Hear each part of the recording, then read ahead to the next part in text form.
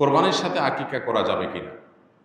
কোরবানি করলেন, একই দিনে আকিকা করলেন, জায়েজ আছে, হতে পারে, কিন্তু অবশ্যই আকিকার একটা নির্দিষ্ট সময় আছে, ওই হিসাবে করাটাই উত্তম। ধরেন মানুষের জন্মের কত নম্বর দিনে আকিকা করা সুন্নাত? সপ্তম দিনে। কোনো কোনো হাদিসে 14তম বা 21তম দিনে কোথাও আছে। এটা হলো আকিকার একটা সময়। এটা মিস হয়ে গেলে তখন অপশন আছে, পরে করলেও হবে, কিন্তু ইচ্ছাকৃতভাবে এটাকে মিস করে কোরবানির জন্য অপেক্ষা করার তো কোনো যুক্তি নেই। কোরবানির যেরকম একটা সময় আছে, আকিকারও কি আছে? সময় আছে। আপনি বিলম্ব করে ওই পর্যন্ত নিয়ে গেছেন, সেটা তো অবশ্যই একটা একটা ভালো কাজের লঙ্ঘন হলো, অন্তত মুস্তাহাবের খেলাফ তো অবশ্যই হলো। তো এটা অনুত্তম সন্দেহাতীতভাবে।